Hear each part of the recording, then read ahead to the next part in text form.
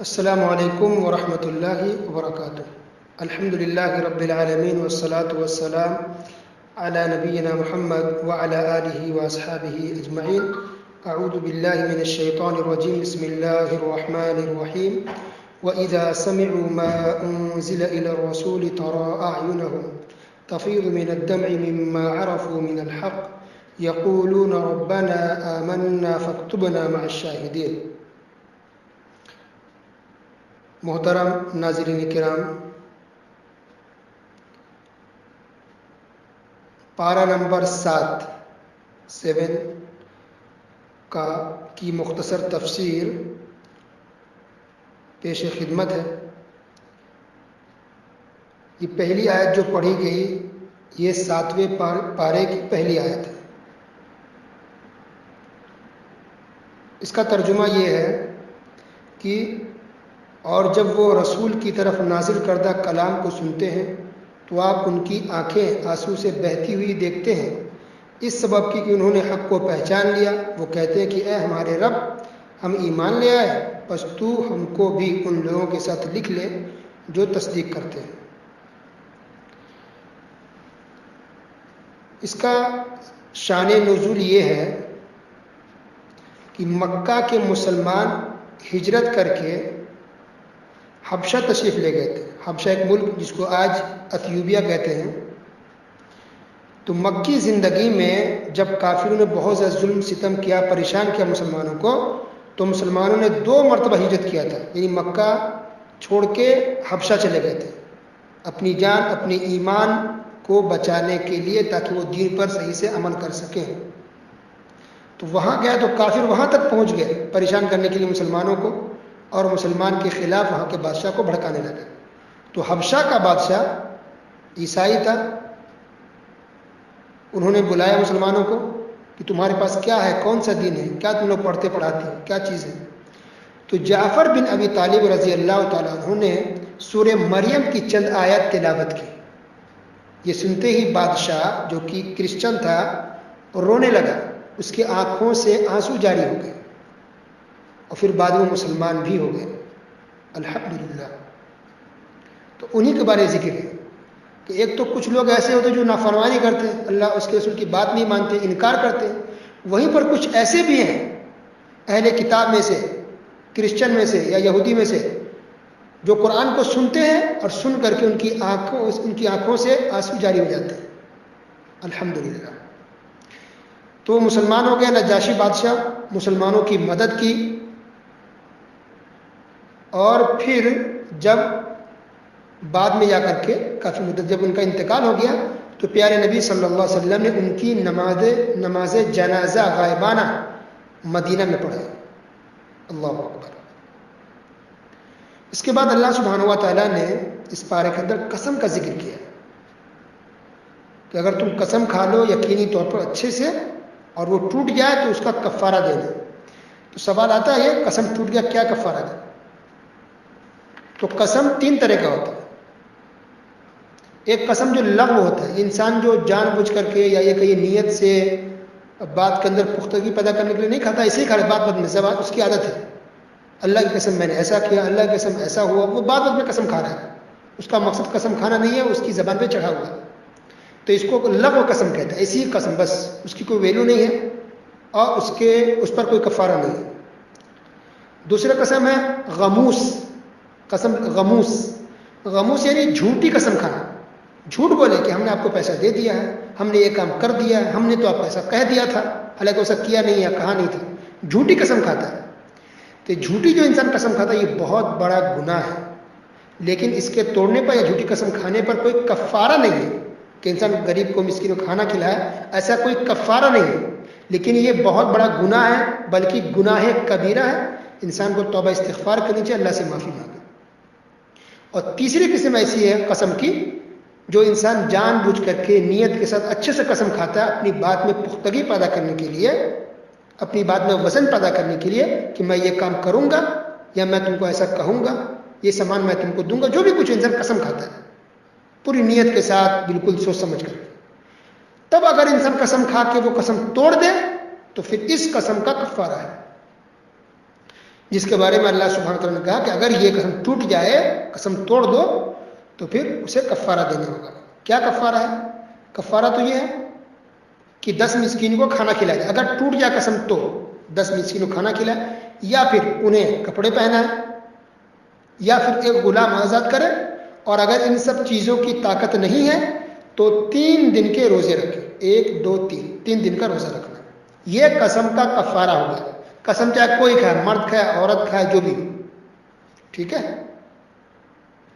اچھا، قسم کھانی کس کی کھائیں گے؟ اللہ کی۔ اللہ کی قسم کھا سکتے ہیں، یہی کھانا چاہیے بس۔ اللہ کے علاوہ کسی دوسری چیز کی قسم کھانا درست جائز نہیں ہے۔ کچھ لوگ بیوی قسم کھاتے ہیں، سر کی قسم، بیوی قسم، اولاد کی قسم، میرے بچوں کی قسم، میرے شوہر کی قسم، میرے ماں باپ کی قسم، میرا بیٹا مر جائے، میری اولاد مر جائے، ایسا قسم کھاتے ہیں۔ استغفر اللہ، یہ غلط ہے، ناجائز ہے، حرام ہے۔ نبی کریم صلی اللہ علیہ وسلم نے سختی سے منع کیا، کہا کہ اگر قسم کھانا ہے تو اللہ کی کھاؤ ورنہ خاموش ہو جائے۔ باپ دادا کی قسم مت کھاؤ، لا تحلفوا بآبائکم، حدیث ہے باقاعدہ کہ تم باپ داداؤں کی قسم مت کھاؤ۔ ایک حدیث کے اندر کہ جس نے غیر اللہ کی قسم کھائی، من حلف بغیر اللہ فقد اشرک، جس نے اللہ کے علاوہ کسی دوسری چیز کی قسم کھائی تو اس نے شرک کیا۔ اللہ ہم سب کو صحیح سمجھ دے اور غیر اللہ کی قسم کھانے سے اللہ ہم سب کو محفوظ رکھے، آمین یا رب العالمین۔ اس کے بعد اللہ سبحانہ و تعالیٰ نے شراب اور جوا کے بارے میں کہا، یا ایھا الذین آمنوا انما الخمر والمیسر والانصاب والازلام رجس من عمل الشیطان فاجتنبوه لعلکم تفلحون۔ یہ سورہ مائدہ ہی ہے، 7واں پارہ سورہ مائدہ، آیت نمبر 90 یعنی کہ 90۔ اللہ نے کہا مومنو تم شراب، بے شک شراب، یہ جوئے وغیرہ یہ سب حرام ہے، یہ سب نجس ہے، پلید ہے، ناپاک ہے، یہ شیطانی عمل ہے، اس سے تم لوگ بچ کے رہنا، دور ہی رہنا، قریب تک مت جانا ایسی چیزوں کو۔ تو یہ جوا، آج لوگ جوا کھیلتے ہیں الگ الگ ناموں سے۔ سننے میں تھائی لینڈ کی طرف سے ایک بہت بڑا جوا کا گیم کھیلا جا رہا ہے ورلڈ لیول پر، جو اس میں شریک لوگ ہوتے ہیں، کچھ لوگ جیتتے بھی ہیں کروڑوں روپے اور بہت سے لوگ ہارتے بھی ہیں۔ دیکھیے جوا جوا ہے، چاہے اس کا کوئی بھی نام دے دے، کوئی بھی ملک والا کرا ہے، یا 10 آدمی مل کے کرے یا 2 آدمی مل کے کرے، جوا جوا ہے، وہ حرام ہے، اس کا پیسہ حلال نہیں ہے۔ جو بھی اس میں شریک ہو توبہ استغفار کر اللہ سے معافی مانگ لے۔ اس کے بعد شراب کی جو بات ہوگی تو حرام ہے۔ اچھا، شراب 3 مرحلے میں حرام ہو۔ پہلے اللہ نے کہا کہ یہ گناہ ہے، بس اللہ نے ایسا کہہ دیا۔ پھر بعد میں اللہ نے آیت نازل فرمائی، اس میں کہا اللہ نے کہ نشے کی حالت ہے تم نماز کے قریب مت جاؤ۔ پھر جب تیسری مرتبہ اللہ نے آیت نازل فرمائی تو صاف طور پہ کہہ دیا کہ یہ شراب حرام ہے، ناجائز ہے، اب کوئی نہیں پیے گا۔ 3 اسٹیپ ہے۔ تو شریعت میں بہت سی چیزیں جو دھیرے دھیرے لائی گئی ہیں تاکہ لوگ عمل کر سکے، سمجھ سکے، دل میں پیوست ہو سکے اور عمل کرنے میں آسانی، کیونکہ اس وقت لوگ شراب کے بہت زیادہ عادی تھے۔ آج جس طرح ہم جوس پیتے ہیں، پانی پیتے ہیں، دودھ پیتے ہیں، ویسے اس وقت کے لوگ شراب پیتے تھے۔ تو الحمدللہ جیسے حکم اللہ کا ہے، لوگوں نے شراب کو پھینک دیا گھروں سے نکال کر کے، اور جیسے جب پھینکا انہوں نے تو صحابہ کرام بیان کرتے ہیں کہ سڑکوں پر ایسے ہی شراب بہہ رہے تھے جیسا لگتا ہے کہ بارش ہوئی۔ تو اس سے اندازہ ہوتا ہے کہ مسلمان کا طریقہ یہ کہ جیسے اسے پتہ چلے کہ اللہ اس کے رسول نے کہا کہ یہ حرام ہے، ناجائز ہے، فوراً انسان اس کام کو چھوڑ دے، کبھی اس گناہ کی طرف پلٹ کر بھی نہ دیکھے۔ اس کے بعد اللہ سبحانہ و تعالیٰ نے ایک مسئلہ بیان کیا کہ حالت احرام میں جو عمرہ کرنے حج کرنے جاتے ہیں تو حالت احرام میں، احرام کی حالت میں شکار کرنا منع ہے، شکار نہیں کر سکتے۔ تو اس مسئلے کو اللہ نے بیان کیا، پھر کہا کہ اگر کوئی اس کا ارتکاب کر لے تو اس کا کیا کفارہ ہوگا، اس کو بیان کیا گیا ہے۔ اس کے بعد اللہ سبحانہ وتعالیٰ نے کہا کہ بہت زیادہ سوال مت کیا کرو۔ تو بہت زیادہ کثرت سے سوال کرنا یہ پسندیدہ چیز نہیں ہے۔ آج لوگ کیا کرتے ہیں، اگر آپ کی ضرورت کی چیزیں پوچھیے ضرور، جو سمجھ میں نہیں آ رہا ہے، حرام ہے، حلال ہے، شرک ہے، بدعت ہے، ضرور پوچھیے، وہ صحیح بات ہے۔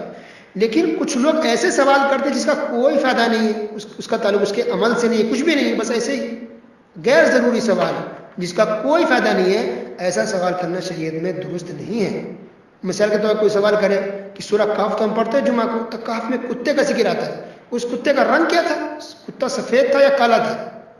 یہ فالتو سوال ہے، کیوں؟ اس سے کیا فرق پڑتا ہے وہ کتا سفید تھا یا کالا تھا؟ کچھ لوگ سوال کرتے ہیں کہ نوح علیہ السلام کی کشتی تھی، تو کشتی لکڑی سے تو بنی ٹھیک ہے، لیکن وہ لکڑی کہ کس پیڑ کی تھی وہ، آم کی یا کس چیز کی تھی وہ لکڑی؟ شیشم، ببول، کانٹا، کیا تھا؟ استغفر اللہ، سے کیا فائدہ فرق پڑتا ہے وہ کہ اس میں لکڑی کس درخت کی لکڑی لگائی گئی تھی؟ تو اس طرح سے لوگ ایسے سوال کرتے ہیں، جیسے کچھ لوگ آج کل کے دور میں سوال کرتے ہیں نبی کریم صلی اللہ علیہ وسلم کی پیدائش صبح کے وقت، یہ تو ثابت ہے، صحیح ہے، کہتے صبح میں کس وقت ہوا تھا؟ یعنی 6 بجے، 7 بجے یا 8 بجے؟ بتائیے، 7 بجے ہوا ہے، 7:15، اس سے کیا فرق پڑے گا؟ اور پھر اس وقت تو گھڑی نہیں تھی نا نبی کے زمانے میں، گھڑی تو اب ہے، تو کیسے کوئی بتا سکتا ہے کہ کس وقت پیدائش ہوئی تھی؟ تو کچھ لوگ سوال ایسے جس کا کوئی فائدہ نہیں ہے، زبردستی کا بال کی کھال نکالتے ہیں، تو ایسا کرنا صحیح نہیں ہے۔ اس کے بعد اللہ سبحانہ وتعالی نے کہا کہ بتوں کے نام پر نظر و نیاز پیش کرنا یہ مشرکوں نے شروع کیا، مشرکوں کا طریقہ تھا۔ سورہ مائدہ آیت نمبر 103 تو آج پتہ لگا نا، کچھ مسلمان بیچارے نام نہاد ہیں جو نظر و نیاز پیش کرتے ہیں، غیر اللہ کے نام کی نظر و نیاز نکالتے ہیں، رجب کا کوٹا ہو یہ اور بھی نیاز لوگ فاتحہ کراتے ہیں۔ سمجھ لیں کہ یہ طریقہ کس کا ہے۔ سورہ مائدہ آیت نمبر 103 میں جا کے دیکھ لیجیے۔ اس کے بعد اللہ سبحانہ وتعالی نے کہا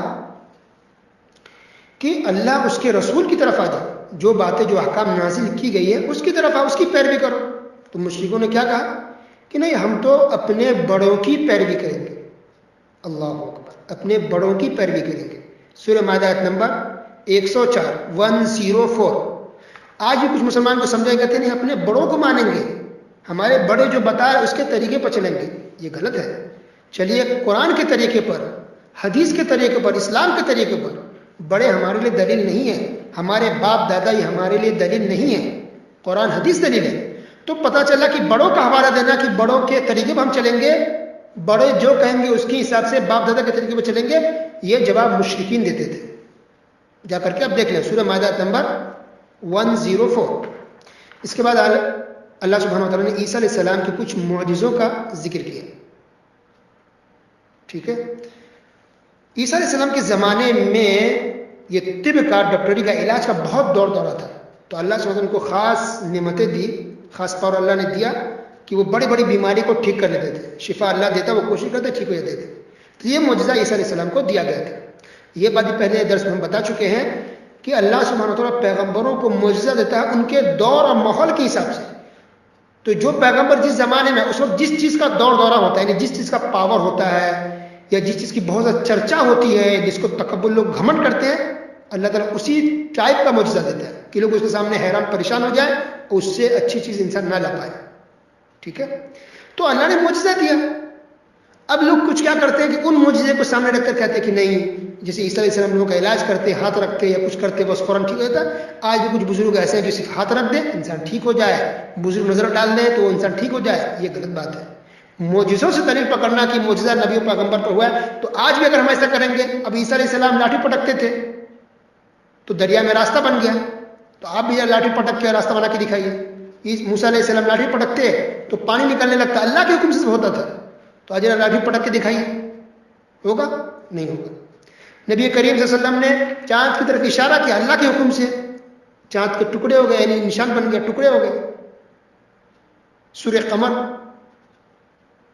کے اندر اس کا ذکر ہے کہ چاند کے ٹکڑے ہوئے تھے، یہ نبی کا معجزہ تھا۔ اب آج کہیں کہ نہیں، آج بھی کوئی بزرگ ہیں جو اگر چاند پر دیکھیں تو ٹکڑے ہو سکتے ہیں، تو یہ غلط بات ہے۔ معجزوں کو فٹ کرنا بزرگوں پر یہ صحیح نہیں ہے۔ معجزہ نبی اور رسولوں کو دیا تھا تاکہ اس وقت کے جو لوگ ہیں وہ یقین کر سکے کہ یہ سچے رسول ہیں، یہ سچے پیغمبر ہیں، یہ اللہ کے نبی ہیں، ان کی بات کو مانیے، ان کی بات پر یقین کیجئے، یہ اللہ کی طرف سے آپ کو بات پہنچا رہے ہیں، ان کا اپنا نہیں ہے۔ تو یقین دلانے کے لیے بطور ثبوت کے، بطور یقین دلانے کے طور پر، ایویڈنس کے طور پر یہ معجزے نبیوں کو عطا کیے جاتے تھے، ٹھیک ہے۔ اچھا، اسی طرح سورہ مائدہ کے اخیر میں جو 3 آیت آپ ضرور پڑھیں، بہت عظیم، بہت اہم آیت ہے۔ اس کے اندر توحید کی بات ہے۔ اللہ سبحانہ وتعالیٰ کہے گا عیسیٰ علیہ السلام سے کہ اے عیسیٰ، کیا تم نے دنیا میں کہا تھا لوگوں سے کہ تم مجھے اور میری ماں مریم کو تم معبود بنا لینا، رب بنا لینا؟ اللہ اکبر۔ عیسیٰ علیہ السلام پریشان ہوں گے کہ اے اللہ، یہ کیسے ہو سکتا ہے کہ میں لوگوں کو کہوں گا ایسی باتیں؟ میں نے تو وہی باتیں کہی ہے جو تم نے نازل فرمائی تھی، پھر میرے جانے کے بعد، میری وفات کے بعد ان لوگوں نے کیا کیا مجھے نہیں پتا، اللہ تو بہتر جانتا ہے۔ اللہ اکبر۔ دیکھیے تو بہت عظیم آیت ہے توحید کا ذکر، توحید کی بات. یہ آیت ایسی ہے کہ نبی کریم صلی اللہ علیہ وسلم رات میں نماز پڑھے تھے نفل کی، اور ان آیت سے جب گزر رہے تھے تو نبی کریم صلی اللہ علیہ وسلم ایسی کیفیت طاری ہوئی کہ آپ صلی اللہ علیہ وسلم ان دو تین چار آیتوں کو بار بار دہرانے لگے. 3 آیتیں سورہ مائدہ کی آخری 3 آیتیں نبی صلی اللہ علیہ وسلم دہرانے لگے یہاں تک کہ صبح ہو گئی. اتنی بار دہرایا کہ یہاں تک کہ صبح ہو گئی. ایسی کیفیت طاری ہوئی تھی. بہت بڑی بات ہے. عیسیٰ علیہ السلام ایک دم اپنی بے بسی کا اظہار کیا، اللہ ایسے کیسے ہو سکتا ہے، میں ایسے کیسے کہہ سکتا ہے، اللہ تو بہتر جانتا ہے. میری وفات ہو گئی، میں دنیا سے چلا گیا، لوگوں نے کیا کیا مجھے نہیں پتا. اللہ تو چاہتے نہیں عذاب دے ان لوگوں کو جو نافرمانی کی، اور چاہے تو بخش دے. اللہ تیرے ہاتھ میں سب کچھ ہے. تو اس کے اندر ایک انسان کی بے بسی ظاہر ہوتی ہے. انسان کچھ بھی ہے، کتنا اونچے مقام پر ہو جائے، پر اللہ کے سامنے انسان بے بس ہے، لاچار ہے، مجبور ہے. اپنی عاجزی کا اظہار کر رہے عیسیٰ علیہ السلام. اللہ اکبر. اور پھر اللہ سبحانہ وتعالیٰ کی کہ مختار کل قادر مطلق ہونے کا اقرار بھی کر رہے ہیں کہ اللہ تو جو چاہے کر سکتا ہے، تو جو چاہے کر، اور تو سب کچھ تجھے پتا ہے. تو اللہ کی شان بھی اس کے اندر بیان کی گئی. تو اس طرح سے سورہ مائدہ کی مختصر تفسیر ختم ہوتی ہے. اب اس کے بعد اگلی سورت ہے سورہ انعام. سورہ انعام کے اندر توحید کی باتیں، توحید کی ضرور اس کو پڑھیے. اس کی صورت کے اندر عام طور پہ اس امت محمدیہ کو خطاب کیا گیا. مکہ کے جو مشرکین تھے، صورت مکی ہے، مکہ کے مشرکین کو خطاب جو شرک کرتے تھے مکہ کے لوگ، بتوں کے ساتھ یا پیغمبروں کے نام کی یا فرشتوں کے نام کی جو بت بنا کے رکھے تھے پوجا کرتے تھے، اس کے خلاف یہ صورت ہے. اللہ اکبر. تو سورہ انعام پوری تقریباً اکثر اس کے اندر توحید ہی کی بات ہے. ایک ایک مسئلے کو، ایک ایک عقیدے کی باتوں کو اللہ سبحانہ وتعالیٰ نے واضح کلیئر کیا، مثالیں دے دے کر کے سمجھایا. اس میں سے ہم کچھ باتوں کو لیتے ہیں. مثال کے طور پر اللہ تعالیٰ نے ذکر کیا بہت سی قوموں کے بارے میں. پچھلی قوم گزر چکی جس کو اللہ نے بہت زیادہ نعمتیں بھی دی تھی، خوشحالی بھی دی تھی، بہت دولت دی تھی، اور بہت زیادہ اللہ تعالیٰ نے پاور اور طاقت بھی دیا تھا. فَأَهْلَكْنَاهُمْ بِذُنُوبِهِمْ. تو اللہ نے کہا کہ ان کے گناہوں کو سے ہم نے اس کو ہلاک کر دیا. سورہ انعام آیت نمبر 6. تو اس سے بتایا جا رہا ہے مکہ کے مشرکین کو، اس امت محمدیہ کو، کہ تمہیں جو گھمنڈ تکبر ہے طاقت پہ یا خوشحالی پہ، تو اس پر اترانے کی ضرورت نہیں ہے. تم سے بہت زیادہ مالدار پچھلی قومیں تھی، اللہ نے کہا کہ ہم نے ان پہ بہت زیادہ مال دیا تھا. ٹھیک ہے. اور رہی بات طاقت کی، تو تم سے کئی گنا زیادہ طاقت ان پچھلے قوموں کو تھی. یہ اللہ نے بات کہی کہ بہت زیادہ تم سے زیادہ طاقتور تھے، اس کے باوجود ان کے گناہوں کی وجہ سے اللہ نے ہلاک کو برباد کر دیا. تو طاقت کی وجہ سے نہیں بچ سکے، مالداری کی وجہ سے بھی نہیں بچ سکے، تو تم کون ہو؟ اللہ تمہیں بھی ہلاک اور برباد کر سکتا ہے. اللہ اکبر. لہذا آج جو نشے میں چور ہیں، دولت کے، پاور کے، میزائل کا پاور یا کسی اور چیز کا پاور، کوئی ملک والا ہو یا کوئی انسان ہو، کوئی سماج ہو، کوئی سوسائٹی ہو، کسی کو دولت اپنے گاڑی یا بنگلے کی، پیسے کی، یا کسی کو پاور ہے یا گھمنڈ ہے اپنے طاقت کی یا صحت کی یا شہرت کی یا نام کی، تو کسی کو تکبر اور گھمنڈ کرنے کی ضرورت نہیں ہے. اگر یہ لوگ نافرمانی کریں گے، شرک کریں گے، کفر کریں گے، اللہ اس کے رسول کی خلاف ورزی کریں گے، تو اللہ تعالیٰ چند منٹوں لمحوں میں، بلکہ پلک جھپکنے کی مدت میں ہی اللہ تعالیٰ ہلاک کو برباد کر سکتا ہے. اس کے بعد اللہ سبحانہ وتعالیٰ نے بہت سے اعتراض کا بھی جواب دیا ہے. کافروں نے جو اعتراض کیا کہ اللہ تعالیٰ فرشتوں کو کیوں نازل نہیں کرتا، تو اللہ نے کہا اگر فرشتے بھی اگر نازل کیے جاتے نا تبھی تم لوگ اعتراض کرتے. رسول بھیجا گیا انہی میں سے، تم ہی لوگوں میں سے، انسانوں میں سے. اگر فرشتے نازل ہو تو تم آسانی سے کہہ دیتے کہ یہ تو فرشتے ہیں، ان سے کوئی گناہ نہیں ہوتا، وہ کھاتے پیتے نہیں ہیں، تو عمل کر رہے ہیں، اللہ کی بات کر رہے اچھے سے، ہم تو انسان ہیں، ہمیں کام بھی ہے، پریشانی بھی ہے. تو زیادہ اعتراض ہوتا تھا. تو یہ کچھ جو عمل نہیں کرتے، جو رسول اور اللہ کی بات نہیں مانتے، ایسے لوگ عمل کریں گے نہیں، لیکن 10 سوال کریں گے اور ڈیمانڈ کریں گے، ایسا کیوں نہیں ہو رہا، ویسا کیوں نہیں ہو رہا. ارے یہ کون ہوتے ہم کہنے والے کہ ایسا کیوں نہیں ویسا نہیں. اللہ اس کے رسول نے جو باتیں بتائی اس پر ہم عمل کریں. کیوں ایسا ہونا چاہیے. آج مسلمان بھی کچھ آئیڈیا دیتے ہیں شریعت کے معاملے میں، اگر یہ چیز ایسی ہوتی تو بہتر ہوتا، ایسا ہونا چاہیے، اس کو ایسا ہونا چاہیے. استغفر اللہ. یہ مسلمان کے لیے جائز نہیں ہے کہ دین کے معاملے میں، شریعت کے معاملے میں مشورہ دے کہ نماز ایسی ہونی چاہیے تھی، روزے کا مسئلہ ایسا ہونا چاہیے تھا، حج ایسا ہونا چاہیے تھا. نہیں، سیدھا عمل، بس ہم سن لیں اور سیدھے عمل کریں. تو مکہ کے کافر اعتراض کرتے تھے کہ ایسا کیوں نہیں ہے، ویسا کیوں نہیں ہے. تو اس کو جواب دیا گیا کہ یہ بالکل غلط تمہارا ڈیمانڈ ہے. فرشتے اگر نازل تب بھی تمہارا اعتراض رہتا. اچھا آج بھی دیکھیے کہ مکہ کے کافروں کو ایک اعتراض ہی تھا کہ بھائی یہ نبی ہم میں سے ہی ہے, ہماری قوم میں سے انسان ہے, کھاتا ہے پیتا ہے. یہ بات اور بھی آگے آئے گی انشاءاللہ. 18 پر رسول فرقان میں بھی صاف لفظوں میں کہ کیسا رسول ہے جو کھاتا بھی ہے, بازار بھی جاتا ہے, پانی بھی پیتا ہے, سب کام کرتا ہے. تو یہ اعتراض ان کو تھا. آج کچھ مسلمان بھی اعتراض کرتے ہیں. کیا کہتے ہیں؟ ارے نبی کو بشر کہہ دیے. ارے پیارے نبی محمد صلی اللہ علیہ وسلم کوئی بشر کہے گا, کوئی انسان کہے گا, گستاخی ان کی شان میں. ان کو بشر نہ کہو, ان کو انسان نہ کہو, گستاخی ہوگی. استغفر اللہ, انا للہ و انا الیہ راجعون. اب بتائیے اسے لوگوں کی آپ بات مانیں گے یا قرآن اور حدیث کی بات مانیں گے؟ اور پھر یہ اعتراض تو مکہ کے کافر کرتے تھے, ان کا اعتراض تھا کہ یہ بشر کیسے ہو, یہ انسان نبی کیسے ہو سکتا ہے, یہ انسانوں میں سے پیغمبر رسول کیسے ہو سکتا ہے, یہ ان کا اعتراض تھا. آج مسلمانوں کا اعتراض نہیں ہونا چاہیے. یہ اللہ کی بہت بڑی حکمت ہے کہ اللہ نے بشر میں سے ہی, انسان میں سے ہی نبی اور رسولوں کو بنایا. یاد رکھیں آدم علیہ السلام سے لے کے آخر پیغمبر محمد صلی اللہ علیہ وسلم تک جتنے نبی رسول پیغمبر آئے سب کے سب انسان تھے, سب کے سب بشر تھے. ایک بھی فرشتے نبی بنا کر نہیں بھیجے گئے. ایک بھی کوئی قرآن کی آیت اور حدیث سے کوئی ثابت نہیں کر سکتا کہ کوئی بھی نبی کسی زمانے میں کوئی فرشتے آئے. نہیں, سب کے سب انسان آئے, سب کے سب بشر آئے. اور اللہ کی حکمت اس میں یہی ہے کہ جہاں اللہ جس زمانے میں جس قوم میں اللہ بھیجتا ہے نبی, وہ انہی میں سے ہوتا تھا تاکہ ان سے انسان مانوس ہو, قریب ہو سکے, سیکھ سکے, سمجھ سکے, کوئی ڈر خوف نہ ہو, یا ایسا نہ کوئی یقین نہ کرے. اپنے سماج کے گاؤں کے جو لوگ ہوتے ہیں یا اپنے شہر کے جو لوگ ہوتے ہیں, انسان اس کو جانتا ہے بچپن سے کہ یہ انسان ہے, یہ ماں ہے, اس کے باپ ہے, یہ انسان کی پرورش ہوئی, یہ سچا ہے, سیدھا سادہ انسان ہے. تو انسان یقین کرتا ہے اس کی باتوں پر. یہ حکمت ہے اللہ تعالیٰ کی کہ اسی میں سے اللہ نے نبی اور رسولوں کو انسانوں میں سے ہی بنایا تاکہ انسان عمل کرنے میں بھی آسانی ہو اور یہ اعتراض نہ کر سکے فرشتے سے تو آسانی سے عمل کر لے رہے ہیں, ہم تو انسان ہیں, کھاتے پیتے ہیں. تو اللہ نے جتنے بھی پیغمبر رسول بھیجے سب بشر تھے, سب انسان تھے, اور اس میں ان کی کوئی گستاخی نہیں ان کی شان میں. یہ اللہ کا نظام ہے, اللہ کا سسٹم ہے.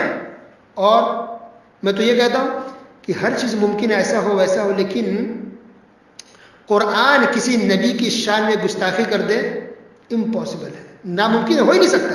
تو قرآن نے لفظ استعمال کیا بشر کے لیے, انسان انہی میں سے, لوگوں میں سے. یہ قرآن کے الفاظ ہی ہیں پیارے نبی صلی اللہ علیہ وسلم کے لیے اور دوسرے پیغمبروں اور نبیوں کے لیے استعمال کیا گیا کہ وہ انسان تھے, وہ بشر تھے, وہ انسانوں میں سے تھے, وہ قوموں میں سے تھے. ٹھیک ہے, تو یہ اعتراض جو آج مسلمان کرتے ہیں یہ کافر کا طریقہ تھا, ایسا انسان کو نہیں کرنا چاہیے. اس کے بعد اللہ سبحانہ و تعالیٰ نے ایک اور عقیدے کا مسئلہ بیان کیا. سورہ انعام آیت نمبر 17, وَإِن يَمْسَسْكَ اللَّهُ بِضُرٍّ فَلَا كَاشِفَ لَهُ إِلَّا هُوَ, کہ اگر اللہ آپ کو کوئی نقصان پہنچائے تو اللہ کے علاوہ کوئی بھی اس کو دور نہیں کر سکتا. یہ عقیدہ ہے کہ اللہ کے علاوہ کوئی بھی پریشانی کو دور نہیں کر سکتا. پھر اللہ نے کہا اگر اللہ کو کوئی بھلائی دے, نیکی دے, بھلائی دے, کوئی نعمت دینا چاہے تو کوئی بھی اس کو روک بھی نہیں سکتا ہے. اللہ, یہ عقیدہ اللہ نے دیا, یہ قرآن کا عقیدہ ہے. تو گویا نفع اور نقصان کا مالک کون ہے؟ صرف اور صرف اللہ. یہ نبی اور پیغمبر بھی نہیں ہے, اللہ ہے بس. تو شفا بھی صرف اور صرف اللہ دے گا. اور حدیث کے اندر بھی ہم سلام پھرنے کے بعد جو ہم دعا پڑھتے ہیں کیا ہے؟ اللہم لا مانع لما اعطیت ولا معطی لما منعت. یہ کیا ہے کہ اللہ جس کو تو دینا چاہے کوئی روک نہیں سکتا, اللہ جسے تو روک دے کوئی دے نہیں سکتا. تو مشکل ہے کہ ہم تو سمجھتے ہی نہیں نا قرآن حدیث کو. اگر سمجھ جائے تو انشاءاللہ ہمارے عقیدے کی صورت تو ایسے ہی ہو جائے گی اور کوئی ہمیں گمراہ نہیں کرے گا. بزرگوں ولیوں کے نام پر جو ہمیں گمراہ کیا جا رہا ہے, شرک پلایا جا رہا ہے ہمیں, وہ ہم کو نہیں کر پائے گا جب ہم قرآن اور حدیث کو سمجھ کے پڑھیں گے اور سنیں گے اچھے سے. اسی طرح ایک آیت اس کے اندر یہ بھی گزری, وَمَا الْحَيَاةُ الدُّنْيَا إِلَّا لَعِبٌ وَلَعْبٌ, کہ دنیاوی زندگی ایک کھیل کود ہے, تماشا ہے. دنیا میں انسان اتنا مست گمراہ ہو جائے کہ وہ اپنی آخرت کو بھول جائے. آخرت کی زندگی وہ اصل زندگی ہے. تو دنیا میں کوئی تکلیف ہے, کوئی غریب ہے, کوئی مسکین ہے, پریشان حال ہے, تکلیف جھیل لے, صبر کر لے. انشاءاللہ آخرت میں ایسی اللہ جنت دے گا, ایسی نعمتیں دے گا کہ انسان دنیا کی ساری پریشانیوں کو بھول جائے گا. اس کے بعد اللہ سبحانہ وتعالیٰ نے کہا کہ شیطان غلط کاموں کو مزین کر کے پیش کرتا ہے, اچھا بنا کر کے. غلط کام یعنی شرک, بدعت, گناہ, نافرمانی, غلط چیز جتنی بھی ہے اس کو شیطان اچھا بنا کر کے پیش کرتا ہے. تو اس میں دیکھتے ہیں کوئی انسان بدعت کر رہا ہو, کوئی شرک کر رہا ہے, کوئی گناہ کر رہا ہے, تو اس کو اس میں اچھا لگتا ہے, مزہ آتا ہے, اس میں مست اس کو لگتا ہے کہ ہم غلط کر رہے ہیں. کیوں؟ شیطان نے اس کو مزین کر دیا, اچھا بنا کے پیش کر دیا, اب اس کو لگتا ہے کہ وہی اچھا ہے. اللہ اکبر. اس لیے انسان کو تحقیق کرنی چاہیے، توبہ استغفار کرے، صحیح راستے پر آئے. اس کے دل میں آ رہا کہ وہ اچھا ہے تو اس سے اچھا نہیں ہوتا، شیطان نے اس کے لیے اس کو اچھا بنا دیا ہے. اسی طرح اس کے اندر ایک اور بہت اہم ہے عقیدے کی بات اللہ نے بیان کی. سورہ انعام آیت نمبر 50. قل لا اقول لكم عندي خزائن الله ولا اعلم الغيب ولا اقول لكم اني ملك ان اتبع الا ما يوحى الي. کہ اے نبی کہیے کہ میرے پاس اللہ کا خزانہ نہیں ہے. اللہ اکبر. دیکھیے کہتے ہیں بھر دے جھولی میری یا محمد. اور پھر بزرگوں کے بارے میں کہتے ہیں کہ وہ تو داتا ہیں، وہ تو گنج بخش ہے، جس کو چاہے بخش دے، ان کے پاس خزانے ہیں. وہ تو بزرگ لٹاتے رہتے ہیں، آؤ ان کے آستانوں پہ، ان کی چوکھٹ پہ بس ایک ماتھا ٹیک دو یا ان کے پاس پہنچ جاؤ، ان سے دعا فریاد کرو، وہ تمہیں بخش دیں گے. اللہ کے نبی پیغمبر سے، امام الانبیاء محمد رسول اللہ صلی اللہ علیہ وسلم کی زبان سے کہلوا رہا اللہ تعالیٰ کہ اے نبی کہہ دیجئے لا اقول لكم عندي خزائن اللہ، کہ میرے پاس اللہ کا خزانہ نہیں ہے. ولا اعلم الغیب، دوسرا عقیدہ دیکھیے، ولا اعلم الغیب، اور میں غیب بھی نہیں جانتا، مجھے غیب کی بھی خبر نہیں. اللہ اکبر. کتنے مسلمان آج ایسے جو کہتے ہیں کہ نبی صلی اللہ علیہ وسلم تو عالم الغیب تھے، انہیں غیب کا علم تھا، بلکہ بزرگوں کے بارے میں عقیدہ رکھتے کہ وہ غیب جانتے ہیں، وہ بتا سکتے کیا ہو رہا ہے. آج کچھ لوگ یہ دعویٰ کرتے ہیں کہ آپ دوسرے ملک میں رہنے والے لوگ کیا فیل کر رہے ہیں میں سمجھ جاتا ہوں. ایسے بھی کچھ لوگ آج دعویٰ کر رہے ہیں کہ آپ کے اندر کیا فیلنگ ہو رہی ہے مجھے پتہ چل جاتا ہے، آپ کیا کہنے والے ہو، یا وہاں کیا ہو رہا ہے آپ کی زندگی میں آگے 100 سال میں یا 2 سال میں 1 سال میں کیا ہو سکتا ہے مجھے پتا ہے. پہنچے ہوئے ہستی ہیں، کہیے ان سے. یہ عقیدہ قرآن کا ہے. ولا اعلم الغیب، نبی پاک علیہ الصلوۃ والسلام کی زبان سے کہلوایا جا رہا ہے کہ آپ کہیے کہ میں غیب بھی نہیں جانتا، میں غیب بھی نہیں جانتا. نبی کے پاس غیب کا علم نہیں تھا. ہاں وہ باتیں تھی جو اللہ نے فرشتے کے ذریعے بتا دیا تو نبی نے بتایا، جو باتیں اللہ نے نہیں بتائی نبی کو پتہ نہیں تھا. جیسے جنت کے بارے میں، جہنم کے بارے میں، یا قیامت کی نشانیاں ہیں، یا اس وقت کے جو حالات ہیں کچھ مشرکین کے بارے میں، منافق کے بارے میں، وہ باتیں جو نبی نے بتائی وہ اللہ نے بتائی فرشتے کے ذریعے. اللہ نے جب بتائی تو نبی نے بتا دیا، اور اللہ نے جب نہیں بتائی تو نبی کو خود سے پتہ نہیں چلتا تھا. تو نبی کریم صلی اللہ علیہ وسلم عالم الغیب نہیں تھے. یہ قرآن کی آیت دیکھیے، وَلَا أَقُولُ لَكُمْ إِنِّي مَلَكٌ. پھر یہ بھی کہا جا رہا ہے کہ کہیے کہ میں فرشتہ بھی نہیں ہوں. إِنْ أَتَّبِعُ إِلَّا مَا يُوحَىٰ إِلَيَّ. نبی کی زبان سے کہا جا رہا ہے، نبی کی بات کے بارے میں کہا جا رہا ہے کہ نبی کہیے کہ میں تو پیروی کرتا ہوں اس چیز کی جو میرے پاس وحی کی جا رہی ہے اللہ کی طرف سے. اللہ اکبر. گویا پیارے نبی صلی اللہ علیہ وسلم بھی اس بات کے پابند تھے کہ اللہ جو نازل کرے اسی پر نبی بھی عمل کرتے تھے. اللہ جو نازل فرماتا نبی اسی پر عمل کرتے تھے. گویا نبی کی طرف سے بھی اپنی کوئی بات نہیں تھی. اسے نبی کریم صلی اللہ علیہ وسلم نے شرط فرمایا انی اوتیت القرآن مثلہ معہ، قرآن کی طرح مجھے اور بھی کچھ دیا گیا ہے، یعنی حدیث. تو حدیث کے الفاظ نبی کے ہیں، الفاظ ورڈز شبد نبی کے ہوتے تھے، ورنہ وہ باتیں، وہ احکام، وہ مسائل، حلال حرام، توحید شرک، یہ ساری باتیں کس کی ہوتی تھی؟ اللہ سبحانہ و تعالیٰ کی طرف سے. اللہ کی وحی ہوتی، نبی ان باتوں کو اپنی زبان میں ادا کرتے تھے. اللہ اکبر. دوسری آیت ہے سورہ انعام کے اندر، آیت نمبر 59. وَعِندَهُ مَفَاتِحُ الْغَيْبِ لَا يَعْلَمُهَا إِلَّا هُوَ، کہ غیب کی کنجیاں، چابیاں تو اللہ کے پاس ہے، اور غیب کی باتیں اللہ کے علاوہ کوئی بھی نہیں جانتا. یہ صاف صاف آیتیں انشاءاللہ اس کے علاوہ اور بھی آیتیں وہ آئے گی قرآن کے اندر. اس کے بعد اللہ تعالیٰ نے ایک اور آیت نازل فرمائی، الذین آمنوا ولم یلبسوا ایمانہم بظلم اولئک لهم الامن وهم مہتدون. جو لوگ ایمان لائے اور شرک کے ساتھ اپنے ایمان کو خلط ملط مکس نہیں کیا تو ایسے لوگ ہدایت یافتہ ہیں، ایسے لوگوں کے لیے امن و امان ہے. تو جو اپنے اعمال کو شرک سے ملا دیں گے، مکس کر دیں گے، تو پھر ایسے لوگ ہدایت نہیں پا سکتے، ایسے لوگوں کے لیے امن و امان نہیں ہوگا. سورہ انعام آیت نمبر 82 ضرور پڑھیے، آیت نمبر 82. اور آخری مسئلہ وقت بھی ختم ہو رہا ہے، اسی لیے وَلَا تَسُبُّوا الَّذِينَ يَدْعُونَ مِن دُونِ اللَّهِ. اللہ نے اس کے اندر بیان کیا سورہ انعام آیت نمبر 108. اللہ نے کہا کہ تم لوگ جس کے علاوہ غیر اللہ کی جو پوجا کی جا رہی ہے، بغیر اللہ کو پکارا جا رہا ہے، اس کو تم لوگ گالی مت دو. اس لیے اگر تم اس کو گالی دو گے تو یہ لوگ نادانی میں، جہالت میں اللہ کو بھی گالی دے دیں گے.